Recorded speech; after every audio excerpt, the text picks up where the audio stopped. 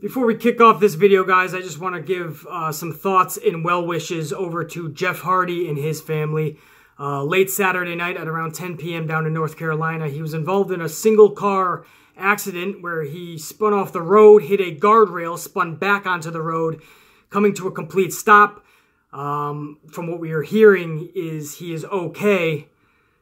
But afterwards, when the police were called, they had found that he was driving under the influence, and they actually arrested him for a DUI, driving under the influence. We believe it is just alcohol. We won't know if anything else was involved until much later, pills or any other type of drugs. But you guys know on this channel, we don't speculate, A, and B, we do not ridicule or bash somebody for making a bad choice or a bad decision or making a mistake. Because if you look in the mirror, all of us have made mistakes. Nobody is sitting on their high throne. We live in a society today where when somebody makes a mistake, everybody wants to jump online, go to Twitter, and fucking talk about how bad a person is or how bad of a mistake they made. But in reality, we can look in the mirror and we can count many mistakes that we've made as well. And we'll continue to make mistakes. That's how we fucking grow. Lord knows on this channel, yours truly has made more mistakes than anyone else growing up. I was probably one of the worst teenagers I knew, man. I just made a lot of bad fucking choices, and I made everyone's life around me that much harder. But what it did is it helped me become the person I am today. And the person I am today is that when I see somebody making bad choices, I send them my thoughts and well wishes. And if I can help them anymore, I do it. And I hope that they can find peace of mind, get the help that they need, learn from their mistakes, and pay it forward to other people that are in a bad place mentally or making bad choices, bad decisions, or need help. And that person can pay it forward, and then that person pays it forward. If we all pay it forward, the world actually becomes a better fucking place. But there's a concept nobody wants to fucking do. It's much easier when we sit behind the computer and we talk shit about the person making mistakes and how bad they are. I don't like doing that on this channel, and we're not going to do that with Jeff Hardy. I hope, he's been fighting demons for a long time. We know that. He's given his body up for our entertainment month after month, year after year. And it accumulates, man, and we don't know where he is at mentally. But what I do know is he's got to get better. You know what I mean? I mean, that's got to stop. And I know firsthand, before I moved to New York City, I grew up in a small town, guys. The only thing you could do was go to the bar, drink a lot of beer, beat some people up, and drive home. That's what you did. You know what I mean? But the problem is that you become an adult, and you have to grow up. And, Jeff Hardy does have to do that, and that's why I hope that he actually does. That's personally, again, more details are going to come out, guys. This story, even though that was Saturday night around 10 p.m., the story really broke during Fastlane last night. So WWE did a really good job at keeping the story under wraps so it didn't overshadow the pay-per-view. And then once the pay-per-view was finished, that's when the story really broke out. So WWE did a really good job at trying to keep this under wraps. But the story broke out yesterday, but this was actually Saturday night from what we're told. So we have to fucking really see where this actually goes. I just hope that him and his family find that peace of mind, learn from this, and can pay it forward. And that's personally. Professionally, I hope this does not affect WWE and his contract one bit because, guys, he has 2 wellness violations already. If he gets one more wellness violation, Jeff Hardy is terminated from WWE. Not suspended. He is terminated. He is done with WWE for good. Now, we don't think, if it's just alcohol, we don't think this should be a major problem. He is under contract, but he wasn't actually performing. If it is more, like pills or any other substances, WWE could decide to investigate further. And in that case, it doesn't even have to be a wellness policy. They could terminate Jeff Hardy on the spot. Just for his history and where they think he is at mentally, they could terminate him. So hopefully this does not affect him professionally. Because, man, if you look at it, he was just getting over this injury. He was actually weeks away from coming back to WWE. And all of a sudden this happens. It's just a sad situation all around. And we're not going to throw anyone under the bus. We're going to wait until more details come out. And we're going to help Jeff Hardy. We are going to send him our thoughts, well wishes, in any way that Jeff Hardy can get help. WWE, I'm sure, is going to. We as fans are going to help him and motivate him to get better. So all the best to Jeff Hardy and his family, and we hope for all of this to settle down. Once it settles down, hopefully Jeff Hardy can come back to WWE one day. Now, guys, on to the video at hand.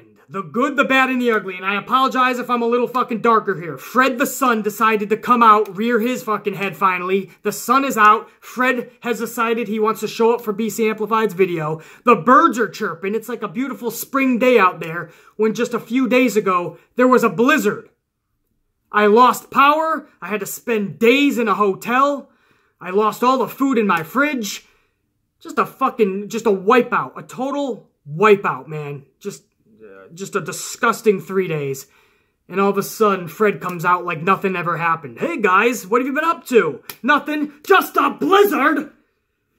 So anyway, guys, hopefully I can appear a little bit lighter in this camera for you guys, man. I got a good lighting system behind you, but when Fred comes up, and he pretty much overshadows everything. But this video, guys, let's get on with it, huh? This is the good, the bad, and the ugly, and let me tell you guys what a difference the last 2 hours of this pay-per-view made over the first hour. Because if this video was all about the first hour, it would be called the bad, the really bad, and the fucking ugly. But the last 2 hours delivered, and that helped make this video live up to its name. And I brought Benson the Board back. That's right, Benson the Badass Board is back, man, because we're going to tally up every match, the good, the bad, and the ugly, and we're going to tally it all up. And when this video is all done, we're going to find out if WWE Fastlane was good, if it was bad, or if it was fucking ugly. So now let's have some fun. Before we even get into the matches, I'm going to put, there's already a tally. I mean, we're starting off at a deficit. There's a tally already in one of these categories, and it has nothing to do with a match. It has nothing to do with a superstar. It has to do with Sam fucking Roberts. Because can somebody tell me how Sam Roberts has a job with WWE? Anybody? Well, BC, he's good in podcasts and in some radio shows. He's good, BC. BC, he's a lifelong fan. I think we're all lifelong fans. Whether you're 14 years old watching this or you're 67 years old watching this, we're all lifelong fans, I'm guessing, right? So, just because you're a lifelong fan doesn't mean you get a job with WWE. This guy literally is so awkward to watch. He's as awkward to watch as, say, David Otunga. And as far as on the microphone and actually talking to us, he's definitely as bad as David Otunga. Can barely hear the motherfucker, don't know what he's talking about. I mean, you might as well change his fucking name to Sam T. Booker T's long-lost brother. Sam T. I never understand what fucking Sam Roberts is talking about. He's awkward as fuck. He doesn't look any fucking part. This guy, how did he... I understand some people like this kid, and I just don't see it, man. I understand... There's some people that are Team Sam Roberts, and there's other people that are Team Peter Rosenberg. I can take either, or I can leave either. None of them mean shit to me. If I had to pick, it would definitely be Peter Rosenberg. Sam Roberts looks like somebody they literally, and I'm not just talking appearance, guys. I'm talking about how he acts, how he fucking does his job on these network shows. They look like they just picked him up at McDonald's, he was eating, somebody called out, and they needed somebody to fill a seat. And WWE just grabbed Sam Roberts from McDonald's.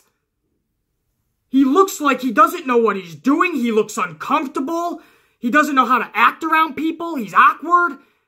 Fucking A, man.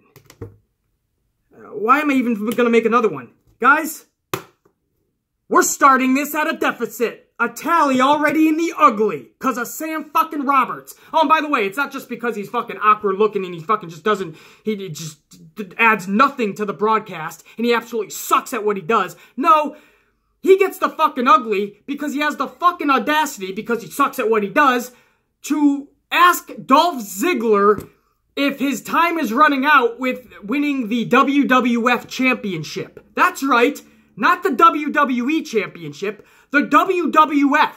Sam Roberts forgot to get the F out.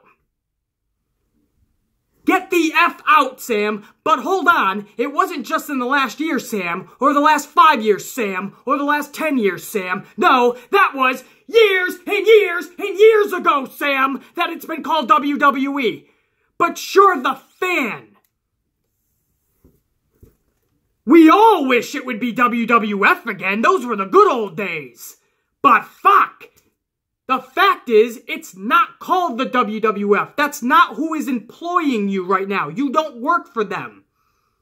As someone who loves old school, someone who loves those olden days, someone who loves the WWF, I don't think there was one time in the last decade, at least, that I called WWE WWF. It's like this fucking guy stopped watching years ago and he only does this for a fucking career. And if that's the case, then I really don't want you on my fucking TV set. Because the only reason you were there in the first place is because you're supposed to be speaking for us, the fans. If that's the case, you can be replaced now. Sam Roberts, you're starting this broadcast off with a fucking ugly, not just a bad, WWF. And then, a few minutes later, by the way, he said that Ronda Rousey and Kurt Angle were going to be taking on Triple H and Shane McMahon at WrestleMania, where Renee Young had to tell him, it's Stephanie, not Shane! Man, you could chalk this up to a bad night for Sam Roberts, but this is every single time I see Sam Roberts on fucking TV for WWE. It is just an awkward, cringeworthy segment. And unfortunately, it's segments with an S because they keep this motherfucker on the show. Brings no fucking value at all. If you like him, guys, that's awesome. Me? Fuck no. Please. Anybody would be better than Sam fucking Roberts. That's who you found to represent the fans? I understand WWE went to Vince and, the head honchos and said, maybe if we bring some social media people in, some people with an influence on social media and out there in the world and that can bring in a younger crowd, maybe if we bring a couple of people like that onto our panels. And they found Peter Rosenberg and Sam Roberts. Rosenberg I can understand. Sam fucking Roberts, just because he did wrestling podcasts, guys, just because he had some wrestling show that he did, and he got to talk with the wrestlers. That's how he got fucking known. And because he had a little bit of notoriety, he got the fucking job. But just because you have notoriety doesn't mean you should be landing gigs. You ever hear of infamous? Infamous is being famous for bullshit. Oh man, this guy just fucking irritates the shit out of me. I don't know what it is about Sam fucking Roberts, but he irritates the shit out of me. Anyway, that starts as an ugly. Now we move on to the good stuff, guys. I'm talking action. Shinsuke Nakamura versus Rusev Crush. So, it's a standard match, if you think about it. I mean, neither one of these guys could really afford to lose. Shinsuke Nakamura is going to your main event, at least one of them, right, against AJ Styles in that dream match, so you can't have him lose. But Rusev has so much momentum and crowd reaction and fan response behind him, you really can't have him lose. So if you gotta pick the two, you flip a fucking coin? No, you gotta go Shinsuke. And that sucks for Rusev.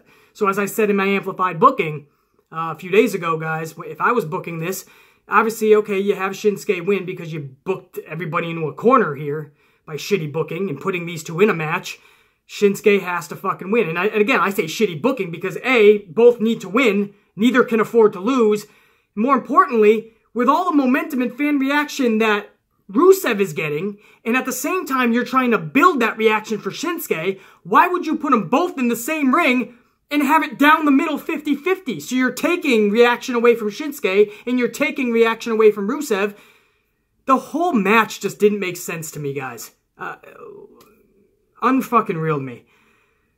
But what happens is Shinsuke wins the match. Don't have a problem with that. Again, they backed themselves in the corner to where Shinsuke had the win. He wins with the Kinshasa. And after the match, Rusev is just into obscurity. We don't fucking see nothing of him. It's just Shinsuke celebrating, pointing at the sign. Nothing for Rusev afterwards. You could have came up with a million, even if it's a handshake, a fucking bro hug, something, a sign of respect, make him relevant. Rusev loses the match flat on his back, 1, 2, 3, rolls out, we don't see the motherfucker again. This is Rusev. one of the hottest fucking stars. I'm not going to go off the top and go, he's so over. You know what I mean? It's a catchy thing, but he can be over. If they dedicate the time and storylines to this guy, put him in high-profile matches where we know he will deliver, this motherfucker will be over. Totally. Not just Rusev Day chants. I'm talking over. Not just, oh, we're buying his shirts because it's a cool fad. No, I'm talking over to where people are literally buying tickets to see this motherfucker. But Vince kept him off TV for weeks to kill the momentum. When he brings him back as a full-throttle bad guy, a heel. Why is Rusev working as a heel when the whole crowd is chanting his name? How does that make sense? So the crowd is telling you we like this guy, we see something in him, we want you to push him, and Vince says, awesome, we'll leave him off TV for a month. Or for weeks. And when we bring him back, he'll be a full-throttle heel. And we'll have Aiden English fucking trash your town. Because Aiden English did his little rap. By the way, he did a little rap instead of a sing last night. Maybe Aiden English is taking some pointers from BC's Instagram. But he did a little rap. And talking about how Cleveland's a shitty fucking town. Or how he can't wait to get out of that town. Some shit. So they're really trying to pump up the boo reaction. The heel reaction for Rusev. How the fuck are you booking that for Rusev? And then after he gets beat 1, 2, 3, he rolls out of the ring and that's it. Like, that's what Vince McMahon had for him. Go out there and do the job for Shinsuke. The fans really like you. Go out there and do the job to Shinsuke. He's got nothing for Rusev. I feel so bad for Rusev because I feel he's getting actually buried. And I hate that term. I hate those WWE terms that fans throw around. You deserve it. He's getting buried. I hate those terms. But Rusev, legitimately, his whole career in WWE has been getting buried. The only sadder part in all of this is that since the fans have been cheering for him, he's been getting buried even more. Not even being allowed on TV. Getting fucking pinned in the very first match of the card.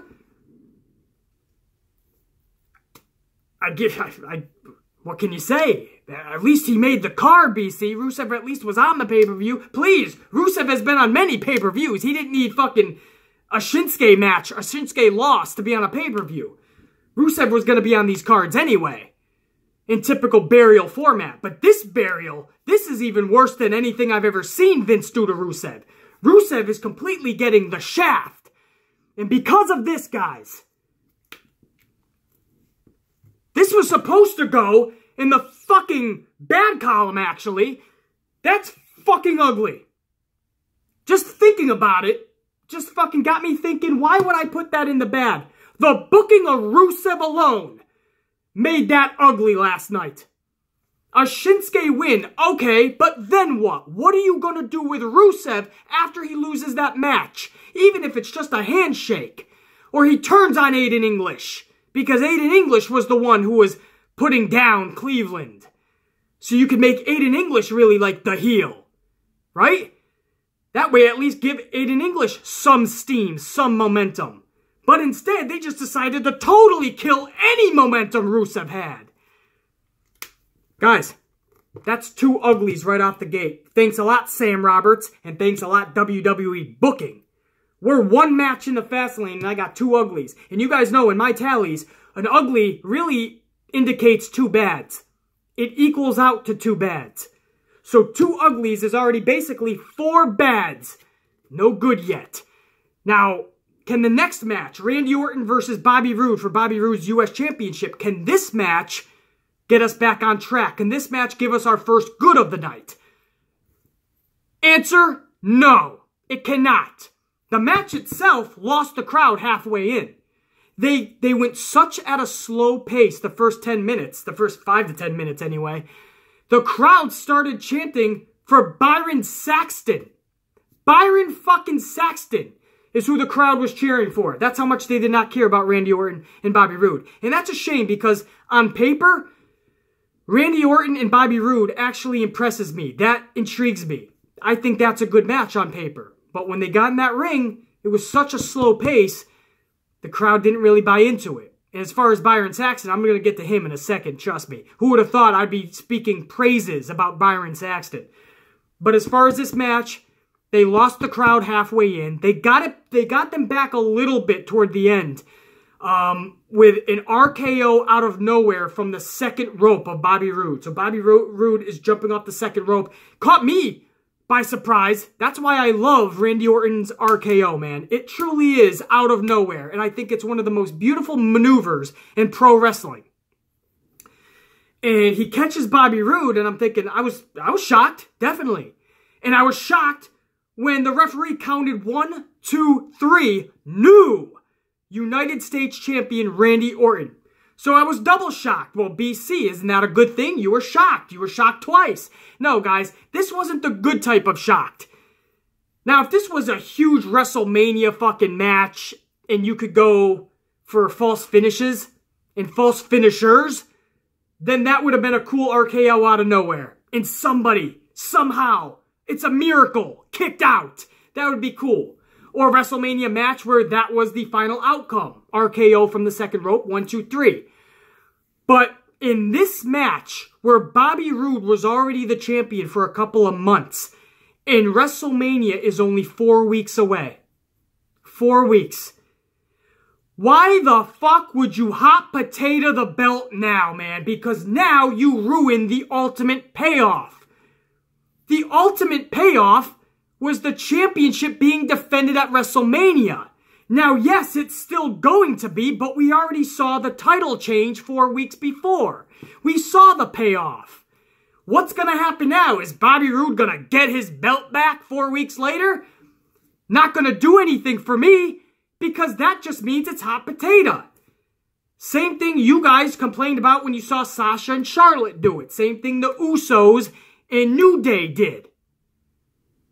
Now they're going to hot potato. At this pay-per-view, Orton gets it. At the next pay-per-view, it'll be Bobby Roode. And who knows, at the next one, maybe Mahal gets it. Or maybe Orton gets it back. You didn't have to hot potato this, man. Bobby Roode was champion for only 2 months. There's 4 weeks left to Mania. Let him ride some momentum into WrestleMania as the champion. And if you really want to build a star, something WWE forgot how to do, they want to dictate who the next star is going to be, like Roman Reigns, but they won't let stars happen organically. We saw that with Rusev. They'll kill that instantly. Bobby Roode has a chance. They killed that instantly. Let him go into WrestleMania as champion, and here's a concept. Win their triple threat with Jinder Mahal and Randy Orton, and Bobby Roode not only goes into WrestleMania as champ, but walks out as champ. This guy would be legitimate. He would be a made man in WWE. But instead, hot potato. Bobby Roode loses the match. And I think in WWE's way of thinking, because they're just not creative. They can't think. So they can't think for themselves or think about their booking. Or if they do think too hard, it's going to start hurting themselves. So what they thought was, if we give it to Randy Orton, it's a new champion for a few weeks. That'll get fans interested in seeing another match with those two. And then Jinder Mahal added on. Right? Fans will be interested to see if Bobby Roode could get his championship back. No, not this fan. I see right through that bullshit. Bobby Roode could not get the job done against Randy Orton when it counted the most. So what? Now the rematch is going to happen at WrestleMania? Maybe you add Jinder Mahal in? And what? If Bobby Roode wins that WrestleMania match, I'm not going to look at Bobby Roode like a badass. Because I'm still going to remember Bobby Roode lost at Fastlane. So they're just going win for win. If you take two people in your hometown, guys, you and somebody else, and every night you go out and you fight in the street, I promise you, you guys are going to flip wins. Maybe you'll win 5, maybe you're much more badass than your friend. So maybe you're going to win 5 out of 7. But you're still going to have a bad day here and there. He's still going to think of a good plan to beat you once or twice. So every fucking day, every week, every month for 3 fucking months, right? So that's fucking what? That's over 90 fights. And you won 50 times and he won 40 times. Or you won 60 times and he won 30 times. Or who gives a fuck? We've already seen him beat you. We've seen you beat him. Just because you beat him more than he's beaten you doesn't mean we haven't seen you got beat by him. It's hot potato. Just with a championship. I hate hot potato with the fucking belts, man. I wasn't a fan with it with Charlotte and Sasha, by the way. I loved their feud. I loved watching them in the ring. I was never a fan of hot potato, though, guys. Let's get that clear. So that's all they're doing, man. Bobby Roode losing that championship did nothing. What did that do? Randy Orton becomes a Grand Slam champion, or who the fuck cares?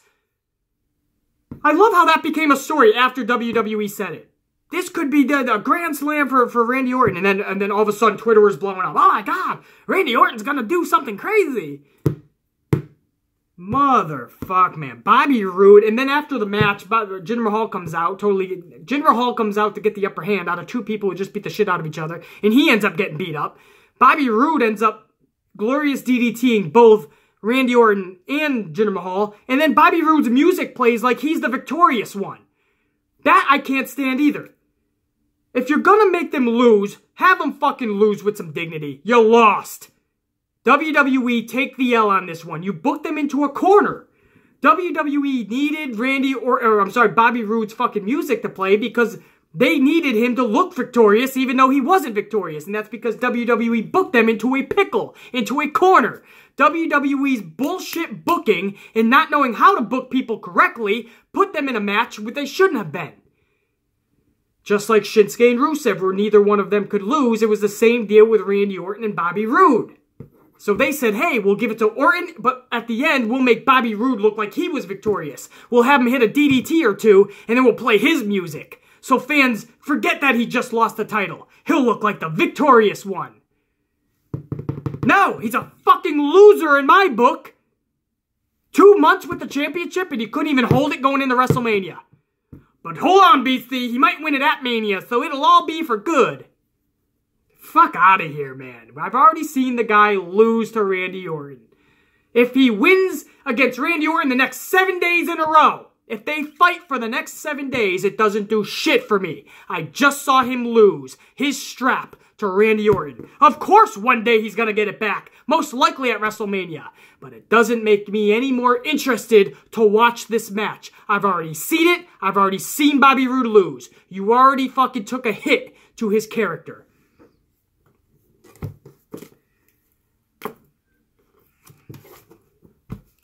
Bad. Very fucking bad. Badass RKO from the second rope. No way should Bobby Roode have lost that strap, A, and B, there's no way that you give Bobby Roode's music blasting after Randy Orton wins the championship as a fucking consolation prize to try to insult our intelligence. Don't worry, Bobby Roode fans, he got a DDT in after he lost, so we'll play his music on the way out. Fuck out of here. That's WWE not owning up to their bullshit booking. They knew they fucked up. They knew they could not have Bobby Roode look like the fucking weak one here. But they knew they couldn't let Randy Orton look like the weak one here. So what do? They couldn't come up with anything else original than to play hot potato and let Bobby Roode look like the victor on the way out. If it seems like I'm harping on this, it's because it's nonsensical bullshit. Too ugly. Get the fuck out of here. Too ugly. One bad. Again, the uglies equate to two bads. So that's basically 2, 4, 5 bad if you think about it. 0 good until Byron Saxton comes along to save the fucking day. That's right. BC, are you on some type of medication? Did you drink a lot of alcohol? Did you smoke some weed? Did you pop some pills? What are you on to say that Byron Saxton saved the WWE Smackdown pay-per-view last night, or at least to begin with? Well, let me explain. There was a moment in this motherfucking match where Byron Saxton actually goes. It was a suplex from the top rope. Randy Orton suplexing Bobby Roode. And Byron Saxton actually, I love this. Byron Saxton goes, put that up again. Show me that again. I've never heard a commentator start ordering production to do shit. There's silence on the broadcast booth. Phillips is dead silent. Corey Graves is silent. I'm sure they couldn't believe Byron Saxton had the balls to just tell Vince McMahon what to fucking do. Tell production what to do. So after the silence, Saxton doubles down and he goes, put that up. Kev, put that up there. I want to see it again. Kev is Kevin Dunn, for those of you that fucking don't know who Kev was. Kevin Dunn is the head production guy in the truck. Kevin Dunn has been there for years and years. That's Vince McMahon's right-hand man. Kevin Dunn is responsible for all of the production you see. He's very good at his job. A lot of people don't like him, but Kevin Dunn, even Jim Cornette, who cannot stand Kevin Dunn, Jim Cornette praises WWE's production as the #1 production in all of entertainment. And that's coming from Jim Cornette. That's high praise.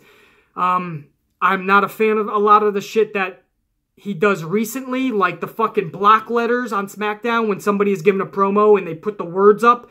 Like Lance Storm calls it Sesame Street.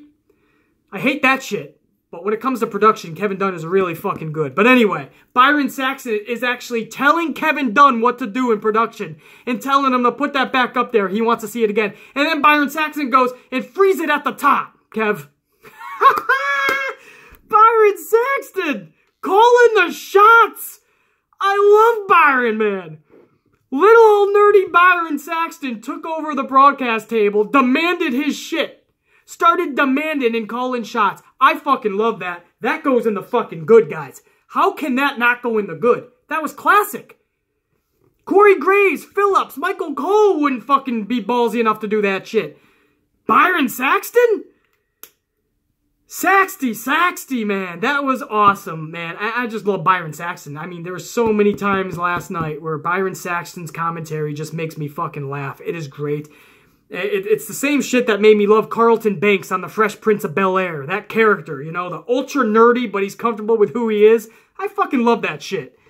So where we're at, thanks to Byron Saxton, is we got two ugly still, we got a bad, but now we finally have a fucking good.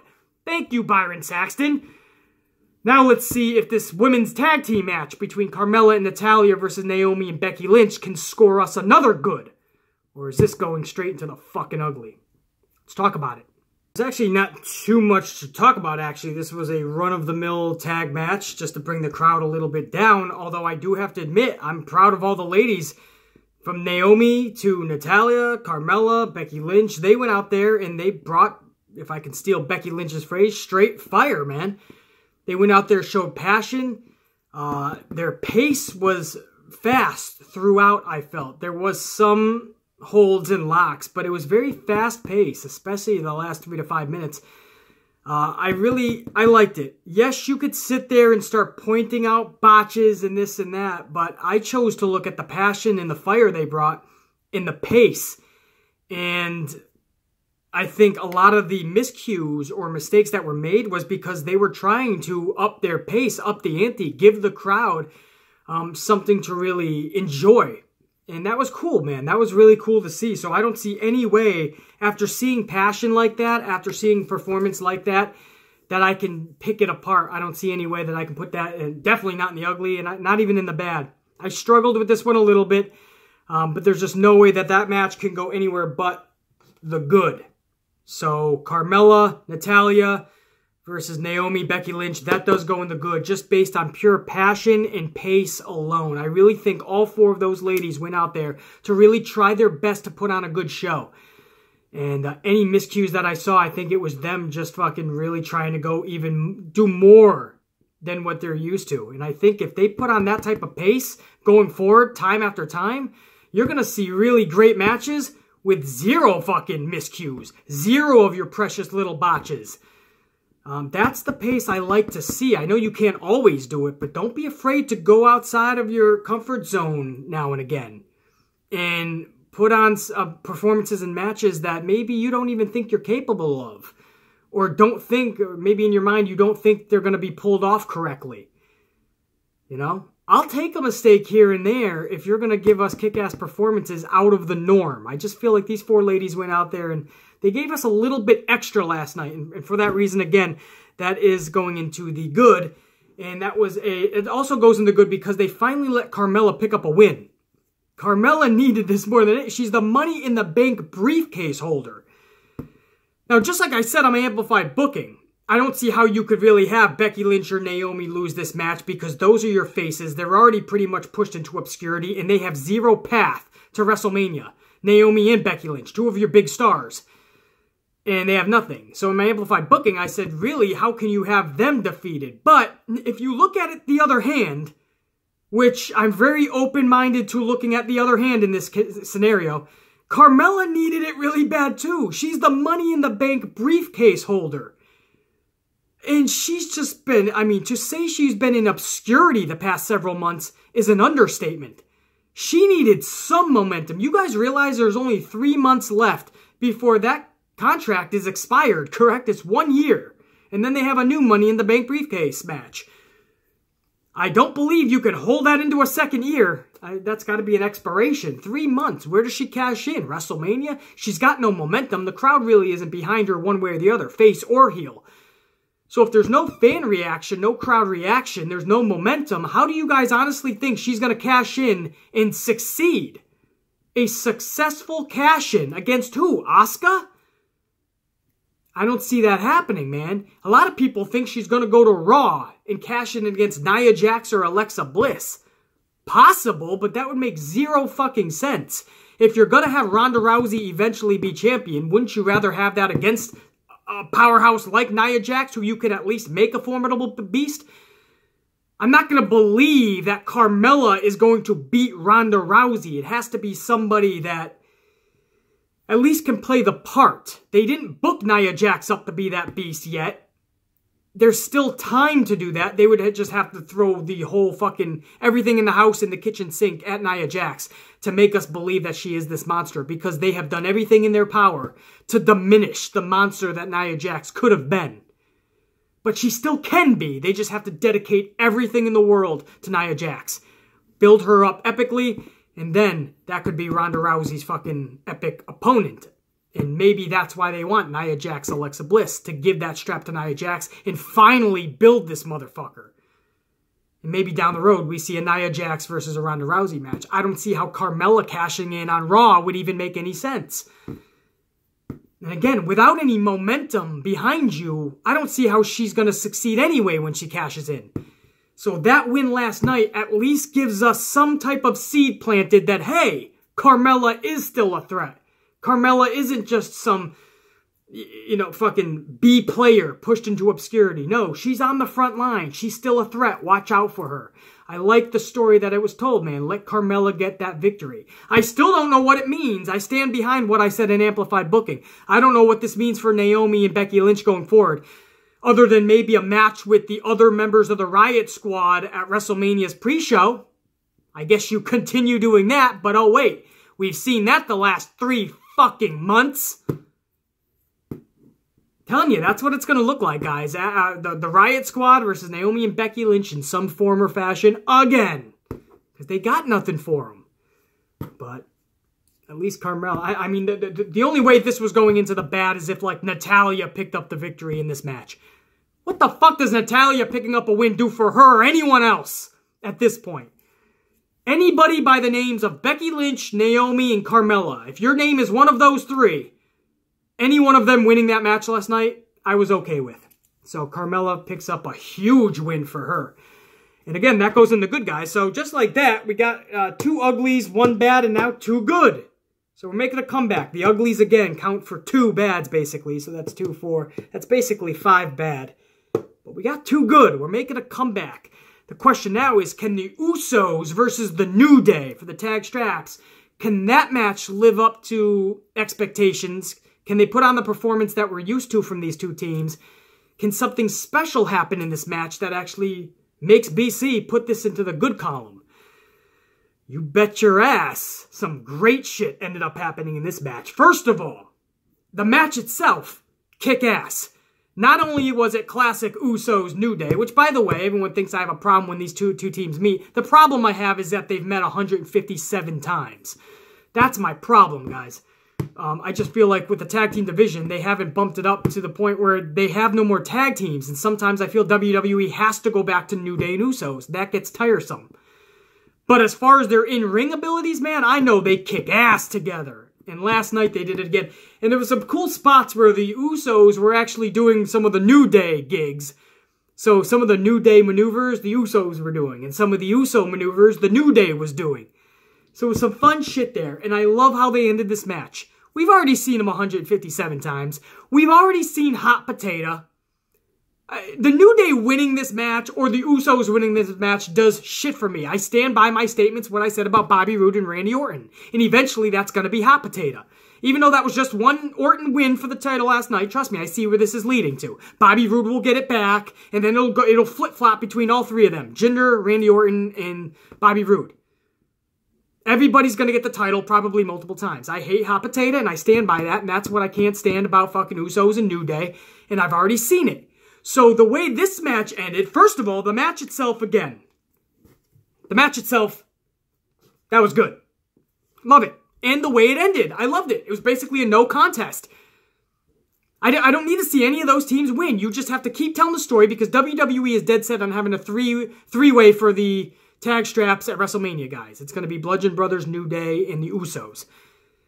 So WWE is already dead set on that. I don't need to see the fucking titles change hands like it did with Randy Orton to get us to a triple threat at WrestleMania, which is the same thing they're doing for Randy Orton, Bobby Roode, Jinder Mahal. They changed the title, so we're interested in a rematch.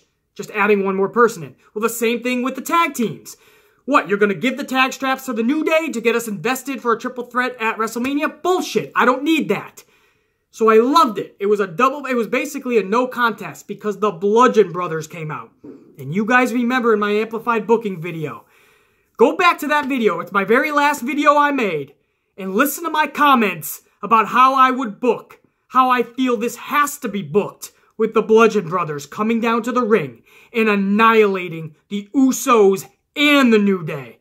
Not just beating them up, annihilating them to the point where the Bludgeon Brothers are one of the big stories the next morning. Where here we are in the next morning, and the Bludgeon Brothers are one of the big stories because they did exactly as I said in that video. Now, I'm not boosting my ego, and I'm not saying, oh, WWE's watching my videos, right? Like some people will claim. No, man. I'm saying this is what should have happened. And you're damn right I called that shit. Because I got a mind for the fucking business. I see what should be happening, man. That's why I get frustrated when the most simplistic of shit that should be happening is not happening. And it's not just because I want it to happen. Some of these superstars that I think should be going over are superstars I don't even really care for. But I definitely see the potential, I see the crowd reactions, and I know other people are going to love them. So I hate when simplistic shit that should be happening, it's just like they're going the total opposite way just to fuck with people, it seems. Just to fuck with their own fan base. It's really weird. Last night, the Bludgeon Brothers came out and they annihilated everybody. I'm talking beat the fuck out of Big E, Kofi Kingston, Jimmy, Jay, fucking Xavier Woods got the worst of it, man. He was stretchered out. And what I love about this Bludgeon Brothers attack is not only the way the whole attack was planned out, and it was just a long, drawn-out attack, several minutes, but then they drew it out several segments. They then went to a promo package of something, I forgot what it was, maybe WrestleMania. Then they came back and they showed the carnage. Everybody was still spread out around the ring, knocked out, passed out, getting stretchered out. Paramedics are around, officials. Then they went to like a backstage interview or another promo. Then they came back. Everybody was still being stretchered out and taken care of. It was beautiful, man. Several segments. They actually took the time to create, here's a concept, a storyline. When you invest time into a storyline, that's what you're going to get from it. Something cool. It's like WWE either forgot or just doesn't want to have cool storylines anymore.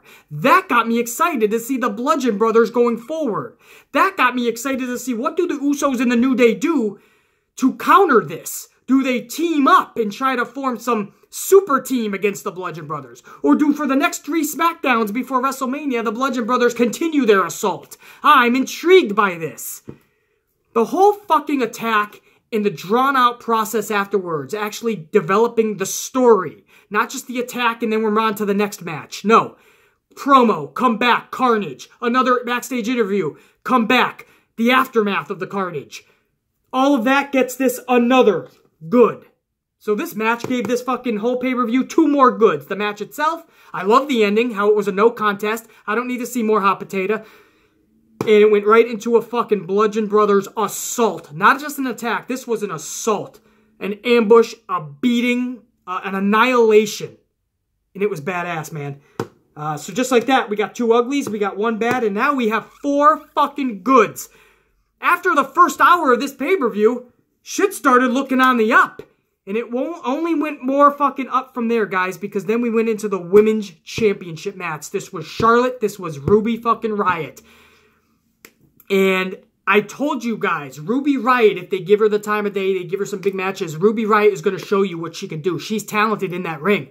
She showed that last night. Yes, absolutely, she has room to grow. Absolutely, she needs to change some things, and absolutely, she needs to regain her confidence when she loses her focus. Because that's what I saw the biggest problem with Ruby Riott last night.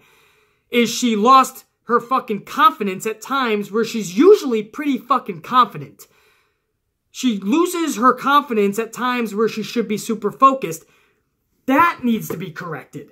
Everything else I loved about Ruby. But there was those moments where her ring presence, she sacrificed reality for ring presence. And what I mean by that is there was this one maneuver, for instance, where Charlotte like snap mirrored her like almost like a backcracker and then went to fly her face first. She was supposed to go face first into the ropes, but Charlotte had her the other way. So she was going to go face first into the mat. So Ruby Riott tried to go with the plan instead of going with the flow to make it more realistic. She went with the plan instead. So instead of going to the mat, she like did a total 180 into the ropes. It did not look realistic. It looked like a major botch. I understand that, guys. I know you guys are probably going to tell me, yeah, Ruby was good, BC. She was everything you said she was, BC. But there was this move and this move. I understand. That was ugly as fuck. But again, this is her first high-profile match in this circumstance, man, against Charlotte on a big stage. She delivered, guys. Look at all the positives that Ruby Riott did last night. And just think, she's only going to evolve. She's only going to get better. So I'm willing to put those mistakes aside. Ruby Riott performed just as I thought she would last night, and she's only going to grow. She can do even better, I promise you. And of course, Charlotte was fucking Charlotte last night. She's just always great. They let Ruby Riott have a lot of offense last night, which was good. But when the offense was given to Charlotte, Charlotte showed what she could do. The fucking moonsault from the apron outside. Charlotte is just natural. She's like Randy Orton, just naturally fucking great at what she does. But why this is going in the good guys, and I'm just going to do it right now, and then we'll talk about it. So that's a fucking tally right there. That's a perfect 5. So it's 2 ugly, 1 bad, and now we have 5 good, man. Fastlane is fastly becoming a good pay-per-view already. And it's because Asuka's music hits. By the way, Charlotte obviously picks up the win over Ruby Riott. That had to happen, guys.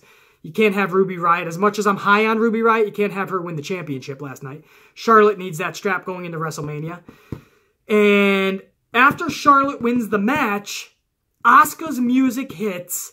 And if you tell me you didn't have a little bit of goosebumps, if you weren't a little bit on the edge of your seat, then either you ain't got a pulse or you're not really as big a wrestling fan as you thought you were. Because any wrestling fan, even if you're not a fan of Asuka or you're not a fan of Charlotte, any wrestling fan took a step up. Closer to the fucking TV. If you were in attendance, you took a fucking step a little bit fucking closer on the edge of your seat, and you were in awe of what was happening, man. We were seeing something cool. Asuka, a Raw superstar, one of the big, if not the biggest Raw superstar. I love my Sasha Banks. I gotta say one of. But some people look at Asuka as the dominant female over on Raw. She's showing up to a Smackdown pay-per-view 4 weeks before WrestleMania. And we all knew what she was coming for, to challenge the SmackDown Women's Champion. In what is obviously a dream match, right? Charlotte versus fucking Asuka? On the same night that we're going to get AJ Styles versus Shinsuke Nakamura, an obvious dream matchup for WWE? Goosebumps, bro. I had both. I had the goosebumps and I was on the edge of my seat because that was cool. Even before Asuka got in the middle of the ring, goosebumps. And all Asuka had to do was point up to the sign. She didn't even have to grab the microphone. And Charlotte was shocked at first, a little taken back, but then you saw Charlotte gain some confidence. Like, yeah, motherfucker, I'll see you there. You think you're just going to step over me? And I started to see how fun this could be going forward. You're going to have Asuka there on Tuesdays, I feel. You're going to have maybe Charlotte show up on a Monday Night Raw or two. Really make this fun. Really make this personal. Like, Charlotte's not going to be a stepping stone. But either way, I fucking love that, man. Asuka did show up as we thought she was going to. And that, again, guys, we already put it up. That is an even 5 in the good now because that was obviously fucking good. And again, I like the chemistry between Ruby Riott and Charlotte. If they had more time to work together one-on-one, that could be a good fucking little feud, I feel. It's not going to be because, again, Charlotte's going right over to WrestleMania to take on Asuka. But I feel that would have been something 2 to 3 months I would have been invested into. Ruby Riott has a bright future, guys, I'm telling you. So now we go into main fucking event. What did we do? Main event, AJ Styles, Sami Zayn, Kevin Owens, Dolph Ziggler, Baron Corbin, John Cena. 6-pack challenge. Schmaz match. I can't stand schmaz matches. They're car wrecks. It's all over the place. It's confusing. This match was all of that.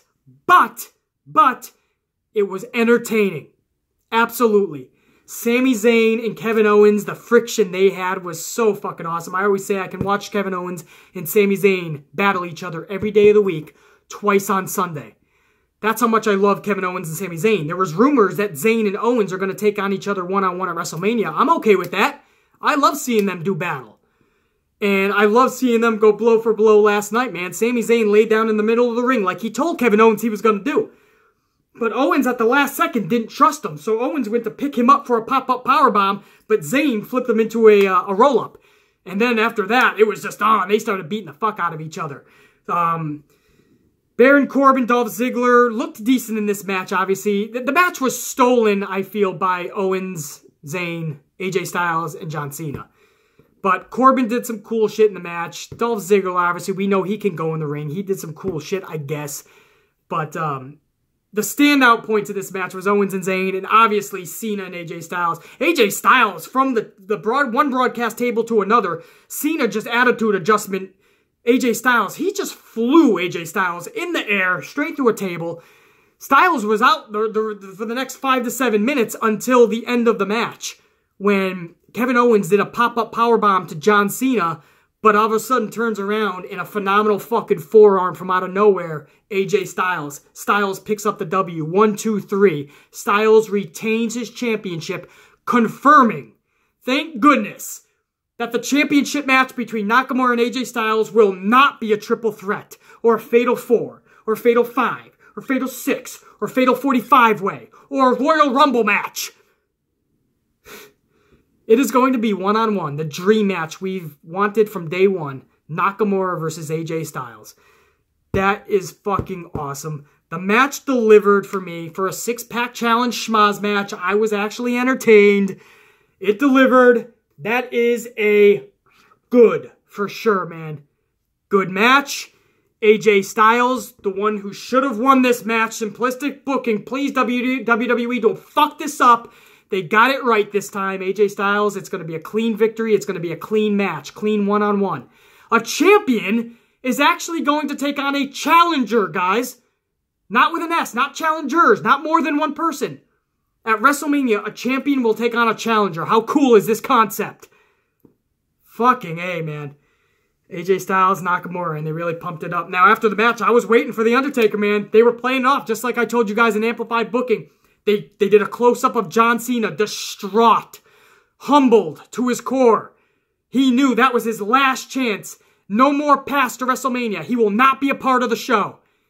That was the time, man. AJ Styles exits the ring with a championship. He's celebrating up the ring. And all of a sudden, the lights go out. Undertaker hits, man. It would have been the perfect way to end what everyone thought as a throwaway pay-per-view. Nobody was interested in Fastlane, and you know it. Nobody cared about the matches, really. Nobody thought it was going to be any good. And here we are at the end of my tally. It's looking pretty damn good. The last 2 hours, really fucking good. It would have ended epically. It could have put this pay-per-view over the top. But they decided not to do it. I still think it's going to be Undertaker. I think tonight or tomorrow, they're going to push it into high gear. Something with John Cena. He's not going to miss WrestleMania. We're going to find out the opponent, I think, tonight on Monday Night Raw. But they didn't want to steal any thunder from AJ Styles. I disagree with that. I would have stole the thunder, man. We already got what we wanted. We got the huge reaction. They let AJ Styles celebrate for like 4 to 6 minutes after the match. Plenty of time for the fans to show their respect, adulation, and get excited for Nakamura. But then at the very end, you get us really pumped for the exhibition match between John Cena and Undertaker at Mania. I thought that would have been the perfect fucking time. But they decided to give the end of the show to AJ Styles. I'm okay with that as well, because again, I can't say this enough. We are going to get AJ Styles versus Nakamura. Champion versus challenger. A dream match. On the same night that we're going to get Charlotte versus Asuka. And it would have been the same night we would have gotten for the strap. Bayley versus Sasha. Could you imagine those 3 matches? Instead, it's looking like Nia Jax versus Alexa Bliss. And again, I think that is because they want Nia Jax to get the belt, build her up, and be a formidable opponent to Ronda Rousey for SummerSlam. So that's the only reason I'm okay with it, I guess. I just think Bayley versus Sasha Banks, by the way, at this point, doesn't even have a spot on the card. I think that's going to be announced tonight, hopefully. But again, that's not going to be for anything. Vince will probably put that on the fucking pre-show because he's already going to have 2 women's championship matches. Or what's he going to do? Put Bayley and Sasha in a fatal 4-way for the fucking strap at WrestleMania? If that's the case, then I want Sasha Banks walking out with that shit. I'll take Sasha Banks versus Ronda Rousey, man. BC, there's no way Sasha could take on Ronda. You know what? I'll take Sasha Banks' heart and her skill level over Carmella any fucking day. Over Alexa. Man, fucking Sasha's heart and her fucking will and her skills and fucking just going, she'll put her own body, her own fucking life on the line to try to beat Ronda. I'll take it. But again, I'm just a big Sasha fan, but that'd be the only reason I'd be okay with a fatal 4-way for the Raw Women's Championship. Other than that, it should be 1-on-1. I just don't know what that does for Bayley and Sasha. That was it, guys. What am I'm going off track here. That was Fastlane. The first hour, I was cringing. I was like, fuck, man. It's going to be one of those nights where booking, WWE, and Vince just make bad decisions, man. And again, it's not bad decisions because I just don't agree with them. It's bad decisions because everything fell right in their lap for WrestleMania, man. Everything is written beautifully. And WWE just seems to go out of their way to fuck everything up. Again, even shit that I don't even agree with. Superstars that I'm not necessarily fans of. I see certain people deserving of spots. Certain people should be in different matches and spots. And it's just not happening. And it just makes me it's just mind-boggling. But anyway, the first hour went into the second hour. And it started getting better. And that second hour went into the third hour. And by the time Fastlane went off the air, man, I think it was a success. Let's see what the board says, though. We got 2 ugly, which, again, 1 ugly equals 2 bads, really. So that's 2, 4, and 1 actual bad. So that's about 5 bads. 1, 2, 3, 4, 5, 6 good. They squeaked it out. WWE Fastlane will go down as a good pay-per-view. And I think that's the right call. I think we got it right on the tally board, guys. With a little bit of fun in between, too. Sam Roberts giving an ugly. You got Byron Saxton giving the pay-per-view a good. Hope you guys had fun with this, man. We always have fun with the good, the bad, and the ugly. These videos are all about entertainment, so relax. If you got a different form of opinion, that's cool. That's yours. If you want to express it, comments below, man. Just be respectful, or else you and your comments get in the boot. But let me know what you guys thought about the pay-per-view last night. Do you agree with Benson, the board? Do you believe that this was a good pay-per-view, or did you not like it? Did you hate it? Did you were you disgusted by it? Did you just like it but not love it? Did you think it was good? Did you think it was bad, or did you think it was ugly? Let me know below. I hope you guys, no matter what you thought, enjoyed this video. And we will all turn our sights now. The road is just about ended. We're about to be at our destination, which is WrestleMania.